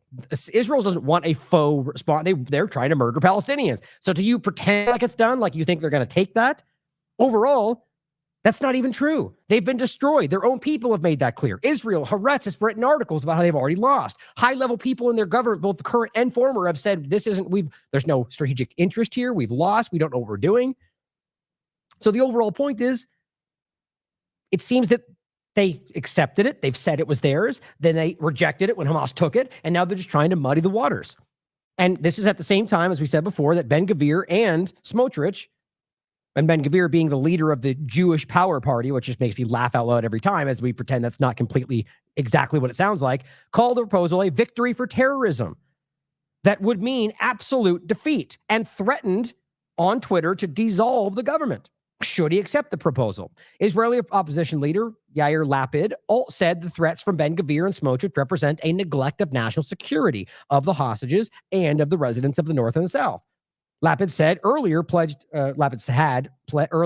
support to Netanyahu should he accept the deal. So you see how it's completely fractured down the middle. Quote, it says, there is a deal on the table and it needs to be done. I remind Netanyahu that he has a security network from us for the hostage deal if Ben-Gvir and Smotrich leave the government. But the problem is that Netanyahu has already spoken and said it's non-starter. So that's where we are right now. Now, here's the most up-to-date that I can find. This is as of the last hour. And it says, despite mediators' push, Israel PM not relenting on Gaza truce. So after all of that, after the wishy-washy stuff from the corporate media, after what they just said, after, their own people standing up and saying, we should do this, they seem to be bowing to either the pressure from their extreme far right or that this was always a ploy, which is where I'm leaning.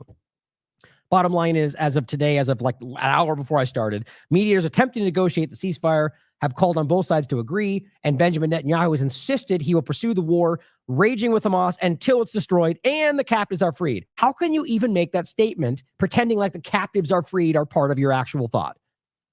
You just got offered the captives. Your point is we want both simultaneously, which means we'll kill Hamas, and whatever we have left, we'll take, which means you don't care about the hostages. That is the most obvious part of this entire conversation. And if we get into the Hannibal directed part of this, that becomes shockingly clear. But most of you are very well aware of that. Here's just another angle that this is from Gallant. We will not accept the rule of Hamas in Gaza at any stage. So there's another angle of that. It says in a further sign that Israel won't agree to the Joe Biden ceasefire, Gallant said Hamas must first be dismantled, which goes back to day one. That's the first thing they said. Hostages will have to wait. So they're just cycling through the propaganda while they continue to murder people, including their own hostages and detainees, because both are there. Now, here's what the squirrel highlighted. As suspected, the, quote, deal Genocide Joe presented was just a PR propaganda ploy, and I argue from Israel's side, possibly from the United States as well, to shift blame and keep the Gaza genocide going. But it backfired because Hamas, yet again, reiterated that it was open to it as it's the deal they have been presenting all along, and Israel rejected it. That's the main point to understand, is as it says here from Reuters, Hamas says it positively views the proposal. Hamas confirms it's ready to deal. And just kind of cut to the chase. I'm limited time today. Bottom line, the point is what they're highlighting is that this is the same thing they've been offering from the very beginning. And we already showed you the Prime Minister's tweet. Now, here's where it gets interesting.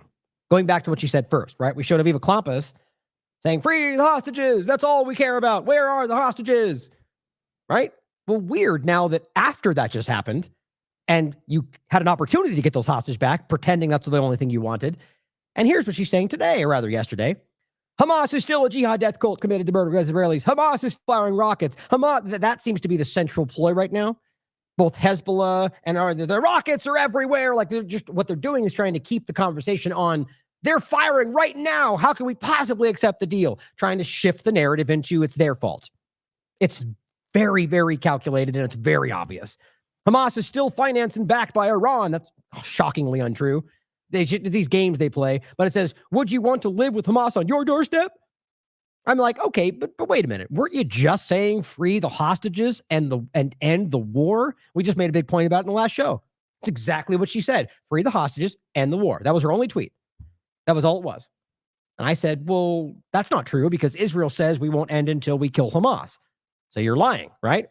But now, confronted with that, you had the opportunity. Free the hostages, end the war. You're right. And then guess what? They said no. And instead of her going, damn, Israel, you're not doing the wrong thing. You're not ending the war. They just shift into, we can't live with Hamas because you're a propagandist that doesn't care about the hostages or apparently anything.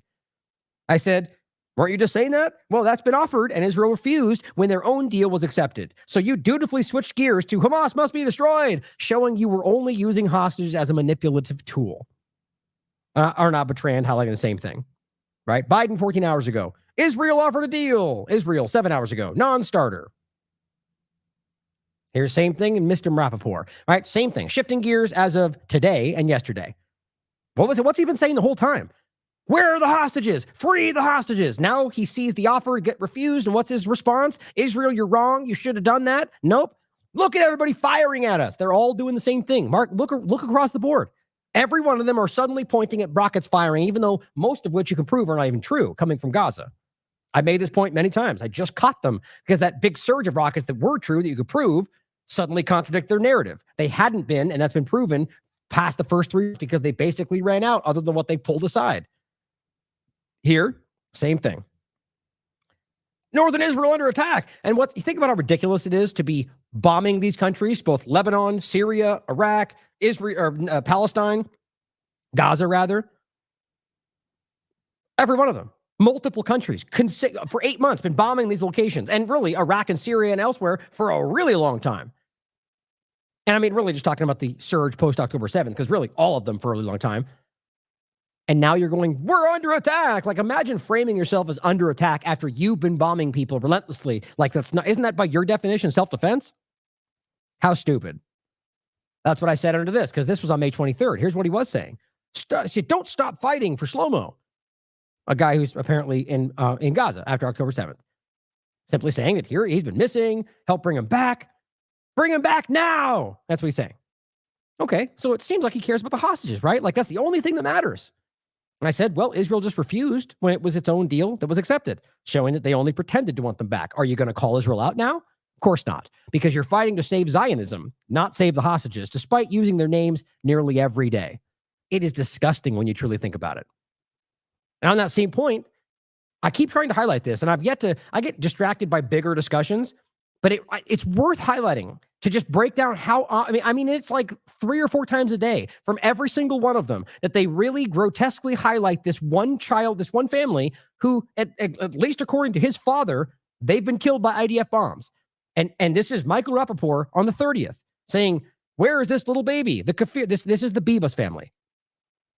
And it's the same thing every time. I said, well, killed by IDF bombs according to their father. When I have the link right here, you can listen to him say it. Which I said, yet routinely ignore in order to use their memory to maintain the very bombings that took their lives. Do you not realize how disgustingly perverse that is? But it's constant, guys. Here's another example. This is Aviva Klampas on the 1st, watching home videos of the Bibas family. Why isn't the world screaming for them? The same thing. And I posted under her many times. They know this was a public conversation. This is again on the 31st. Isn't that weird? This weird focus. And if you look through their whole thread, it's not every one of the hostages. It says the Bibas babies are, take them. They're with Perdera. Save the Bibas family. I just put the same link. It's kind of infuriating. And so you can check it out for yourself. Watch the father literally say that they were killed by bombings that were taking place because of Israel. Here's Dan Cohen's tweet where he highlighted, he caught the CBS mornings in reporting on the deaths of the Bibas family. The CBS is forced to acknowledge they were killed by Israeli airstrikes because that's at least what their father admitted. And yet they just keep, at the very least, they could say they were killed because they were taken to Israel. But no, they just want to pretend like they're still alive because there's a propaganda point to it. They're using their memory. Now, of course, as I've said from day one, it was a crime when Hamas took them, and that should be held accountable. But it should also be accountable to the Israeli government that's killing their own people when you guys don't care about that. Now, talking about children that were killed, the horrifying image of a child with its head blown off that was provable, that went around the world, got ignored by all the people screaming about the children, except in Ireland and a few other places that had the courage to call this out. This was a powerful moment. This is a member of Irish Parliament his name is Thomas Gould. It's heartbreaking because you can feel the anger and the passion and the sadness in this man's voice as he stands up and screams what everybody should be screaming right now. Oh, and there's Instagram censoring our show, just like every day it seems. Weirdly not removing our platform, but censoring our show almost a day. It just went down. Here's what he said. That this state recognises the Palestinian state really has lost a lot of that with what happened on Sunday and the horrific atrocity and the war crimes carried out by the Israeli state. When you look at the photographs and the pictures and the videos that come from there, and you hear the screams of people screaming as the Israeli government burned men, women and children alive. They burned them alive. And the world stands by while 15,000 children are being slaughtered. 35,000 men and women and children. And it's unbelievable, the genocide that's happening. A child with no head, and the Israeli government say it's a mistake. I hope that Benjamin Netanyahu burns in hell the same way them children and their families burned. I hope him and his generals and the far-right government in Israel, that when their God finally brings him to the resting place, that he deserves to burn in hell. Because what is happening now, not alone is it apartheid, not alone is it atrocity and a war crime, it's just horrific. It's just horrific what they're doing. Where is their soul? Where is the soul of the Israeli people that allows their government to do this to children? Where is their humanity? The Israeli people, the Jewish people, after everything the Jewish people have suffered down over the decades, that they would allow their government to do this to other human beings. Human beings. But in the eyes of Netanyahu and this far-right Israeli government, Palestinians are human beings. But today here, the Irish people say, we recognize Palestine. We recognize that they are human beings, just like every one of us. Shame on Israel. Shame on what they've done, and will never be forgotten. Apologize for the low volume. I just, sometimes it's not always easy to tell what the volume is when you're downloading these from before, and it's just low. But either way, it's powerful, and it's hard not to see that person clearly has emotion, which tells me that, maybe Ireland is the only government in the world that has morals. But I'm just being facetious to a degree. I think there are people in any country that clearly care about some of these things, but it's hard not to see how consistent Ireland has been on this topic. A lot of them anyway, and you could just tell that is affecting him. A guy that, as far as I can tell, doesn't have anything personal in it.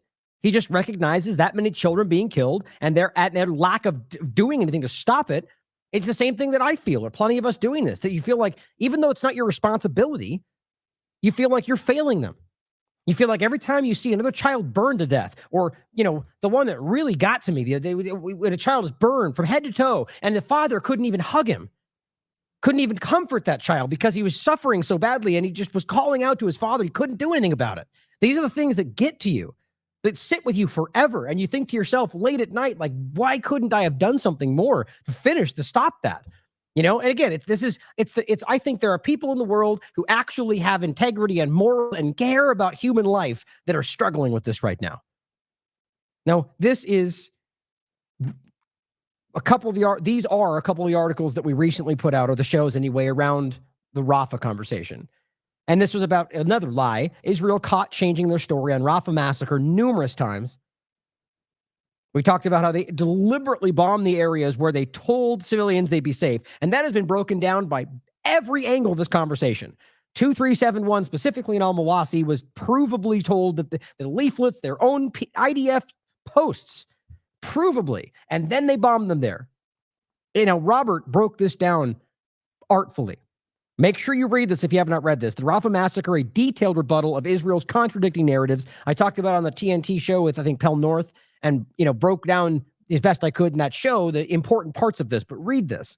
The narratives, it's unbelievably clear. Every time there's juggling narratives, lying left and right until the power structures just go with one of the things they think works best.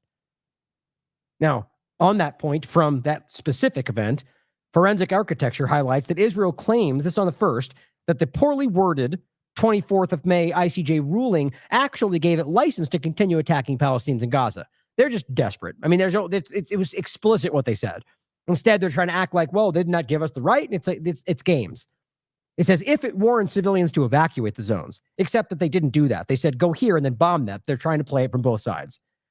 But it says, but we have geolocated 3 strikes that were, in fact, within the areas they suggested were safe. So the point is, Forensic Architecture is proving on top of the main one that there's 3 locations they told them to go to that they, in fact, bombed. Nothing new. This has been happening since the moment this started post-October 7th and long before if you've been paying attention. On May 6th, Israel told civilians in Rafah to evacuate to an expanded, and this is what we're talking about, specifically, expanded humanitarian area. But Israel had contracted the safe area into the south, where it had previously told civilians to move. On May 26th, Israel killed 45 people sheltering in tents there. That's the one we're talking about. The larger area is Al-Mawasi. Now it says this continues a pattern of confusing, misleading, imprecise instructions, deliberately, in my opinion, which I don't know how you can see it otherwise. Families under fire receive contradictory messages about where to go. That's the torture angle. You leave them struggling to know what's going on. Then sometimes they stay where they are, and then they use that justification to bomb them because they didn't move out of the way. It's disgusting. It says the occupation is also conducting airstrikes with what look to be U.S.-made bunker-busting bombs in the heart of Al-Mawasi humanitarian area. That's the main point we're making. You can see this, guys, and this was the first one we saw. This was a massive bunker buster shot on a bunch of tents. This strike was clearly within the boundaries of the Al-Mawasi humanitarian area declared by Israel on May 6th, less than 3 weeks after Israel urged families in Rafah to flee there. Recent satellite imagery shows 3 strike craters. The red frame marks the strike caught on video. Also, Israel also continues to attack shelters in areas that it has not ordered civilians to evacuate from. That's also important. So not only bombing where they told them to go, bombing locations that they had never told them to flee from, like they assuming that was still safe. The point is, as many have said from the beginning, nowhere is safe in this area, in Gaza, where apparently 5 women and 5 children were reportedly killed. Read the whole thing there. Now, Jabalia refugee camp in the larger area is also a disgusting reality right now that's getting really, really bad. It's even hard to say that because all of this is some of the worst stuff I've ever had to talk about in my life. All of it, from top to bottom, what's going on there. Now, Jabalia is the largest Palestinian refugee camp in Palestine and abroad, with over 120,000 residents. The camp has almost been reduced to rubble during the recent Israeli military onslaught, pulling out bodies from the rubble. Look at this. Look at that, guys. That's just incredible. Of course, Rami Abdul from Euromed Human Rights Group highlights as well sexual assault, threats of rape, urinating on detainees, breaking their teeth. just some of the 42 forms of torture and inhumane treatment that they verified with their own reports that are going on in these safe zones, or rather where they're taking them from. Now, I'll include this. Philippe Lazzarini highlights the end of May, what's going on in Gaza. More than 1 million people, most displaced several times, forced to flee again and again in search of safety they never find. All 36 UNRWA shelters are now empty in Rafah. This is where people seek shelter. They no longer have those. UNRWA has had to stop health and other medical services. We now, however, and of course, they turn around and blame them for not doing it. It's like the food angle they're doing right now, which I'm going to have to wrap here since I'm out of time. But I'll highlight these all in the next couple shows. But the reality being that they're doing the same thing they've been doing from the very beginning, pretending like, look, 600 trucks are supposed to go and the UN's just not taking it. All they're doing is dumping it in a location which they control in an area that nobody can get to and saying they're not grabbing it. And then if they somehow manage to get to there to grab it, they shoot them because they claim they're Hamas. It's a disgusting game they're playing that everybody from every angle of this conversation has highlighted, proving, importantly, like the report that just came out of The Guardian, that they even falsified aid reports to lie about it from the U.S. side of this, that they're playing this game with their lives, starving children to death.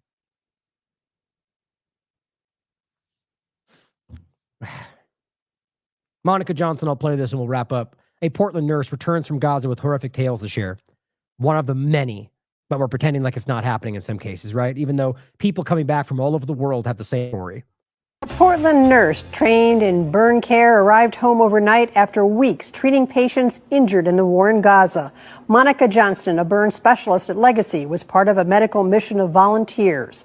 The border closed in the city of Rafah 2 weeks ago. Our Joyce O'Gary talked with the nurse today. She's home but wants to go back.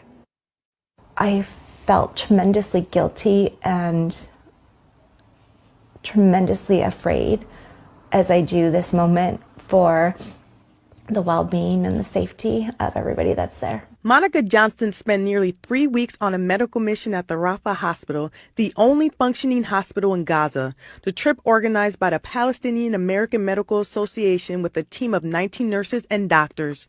She cared for patients injured in the war, working with few resources. We went to find there was no soap, there was no hand sanitizer, paper towels, no linen to put your patients on. So we would come into the ICU, find patients on these plastic sheets that are disintegrating. And yeah, of course, because all that can be used to heal Hamas, right? We can't let Hamas heal themselves. We can't let Hamas have hand sanitizer. It's the same damn logic, isn't it? It all helps Hamas, right? That's exactly what they're doing. If you're going to pretend like that's somehow only, like, realize that the whole game has been that they're stopping weapons and things that Hamas can use and fuel. Except that's not the truth, that they're stopping everything. They're stopping gauze and sanitizer and soap because they're actually fighting all of Palestine. I don't need to convince you guys here. You know this. But every time this is what they're telling you. Or somebody like Dr. Nick Maynard, who says, yeah, I watched them assassinate doctors. I watched them shoot them and bury them and put them. I mean, it's crazy how much is being exposed. And yet, nonetheless, people like Biden, the United States and the UK and the rest of these governments continue to support it. Or RFK, or Trump, or anybody else in line for the presidency. In pools of blood, fluids, but nothing to change them on. People have explosive injuries, and we're giving them Tylenol. My God. We're giving them ibuprofen for an arm that's been blown off or burns to 30% of their body. Monica tells me her team brought 300 bags of supplies with them. Still not enough. At the end of the mission, Israel closed the main border. They didn't know when they could leave. What I'm going to do is continue to work and do the best work I can while I'm here. I'm going to keep myself as safe as possible. I have my team. She finally was able to leave, but it wasn't easy. Hi guys, I love you. Traveling through the war zone, she saw even more of what was underway. We could see off to our left side little poofs of smoke, and we could hear all the rounds of artillery. And knowing that we were going to have to drive parallel to that once we got the green light, that was scary. Now, the reality is this is not stopping, obviously, and this is important. The Israeli occupation has threatened, according to Quds News Network, the American field hospital in Rafah, apparently the last operational field hospital in the city. Israel has now ordered its operators to evacuate immediately amid an imminent invasion because apparently Hamas and stuff, right? an American field hospital put up by foreign entities that's now has to evacuate because Hamas, or really because we don't want anything there that can help Palestinians, if you're actually paying attention. So God only knows what's going to happen to these people since they don't have anywhere else to go. You realize that this is the only place there. So it's full of people with limbs missing, who are sick, who are struggling, who are starving. And they're like, get up and move to a place where there's none of that. Walk down this dusty, dirty road with nothing to help you. Well, you can't even walk because your legs are blown off. But if you don't, we're going to bomb you anyway. That's called freedom in this country. That's what's happening. Now, Abu Sita, one of the other doctors out from London, says this is a summary of the destruction of the health system by Israel. Now imagine, and this is scathing, guys, they've systematically destroying this stuff with no evidence of Hamas. Now imagine how morally bankrupt and complicit European governments have to be for them to nominate Israel for the executive committee ruling the WHO. Because that's what's happening.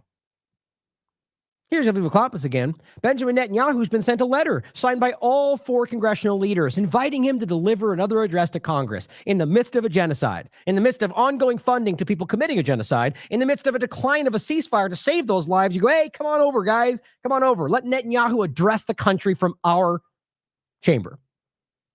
I mean, it's unreal. And here's the letter itself. He says, I'm thrilled by the privilege to represent Israel before both houses of Congress and to present the truth about our just war against those seeking our lives to the representatives of the American people. Right. So you're going to screen your propaganda from the U.S. podium. It's a just war and they're murderers and that's all that's happening. That's what they're giving him a chance to do. It makes me sick. And your government is a part of this. And here's an example of how they're struggling with this. Here's Matt Miller getting protested outside of his house.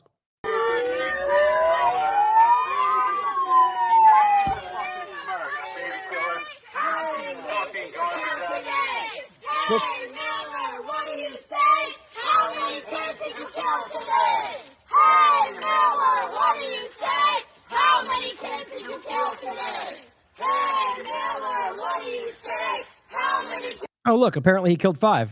He held up a 5 right there. Oh, excuse me, he's waving goodbye, maybe. Who knows? But either way, they're chanting in front of Matt Miller's house saying, how many kids have you killed today? Right? And you know what I appreciate about this is they're on the other side of the street, right? They're not calling him at his home, which I think is important, despite the fact that we can make a fair argument why none of these people should be walking free and having the comfortable, not to be. My point, though, is that gives them the opportunity to shut this down as violent, right? But I don't like the idea of doing anything that crosses those lines, even if we feel just in doing so, because it creates the dynamic that they want. They want to be able to frame it that way. But I like the fact that he has to suffer through that, because that's who he is. He is gaslighting for genocide, and he knows it. You can see it on his face. So as he's there and going in and out of his own home, his neighbors are hearing that. How many kids have you murdered today, Matt Miller? That I guarantee you that makes him crazy. And all he can do is wave, hey, guys, number 5. In any case, this is the reality of where we are. Now, I'm going to leave it there for today. I've got a lot more I could talk about, but we're going to pick it up in the next probably. I'm going to shoot for tomorrow, but I got some family in town, so we're going to be doing a couple different things, which will be a little bit more complicated. But in any case, we're going to keep talking about this, and we should, And I'll end with the fact that I know there are people that in general may think that I'm over focusing on this topic, but and maybe you're right. I said the same thing during the COVID-19 illusion, and we remember how that worked out, right? I mean, even 2 months in, 3 months in, people are saying, stop talking about this. Well, it was an earth-shattering event, and it still is. And I think it's still, now there are people that are telling me to go back to talk about that topic. My point is, I'll always trust my gut.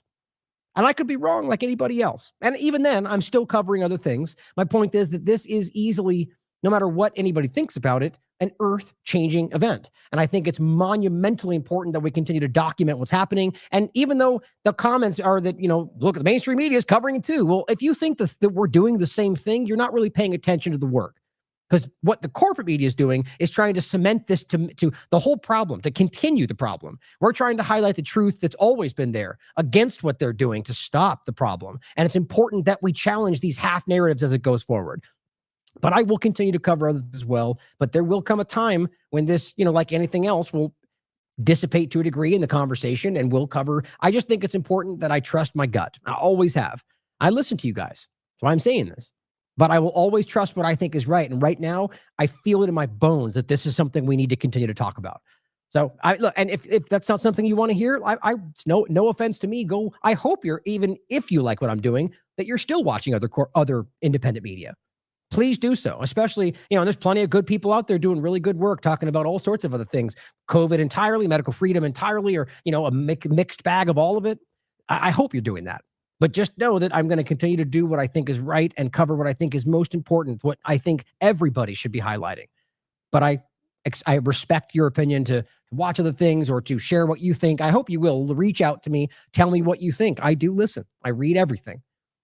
But thank you for being here, guys, and supporting this platform, and continue to support our interest in, trying to change the world for the better in any small way we can, as we wade through more resistance and more detriment and more personal attack and more personal sacrifice that, anything I've ever done in my life, I've never had to deal with more attacks and more, losing this and accounts being shut down and being censored. Like I said before, I'm right with this. I know I'm doing the right thing. I know that I'm fighting for the right things, and I'll live with that for the rest of my life because I'm good with that.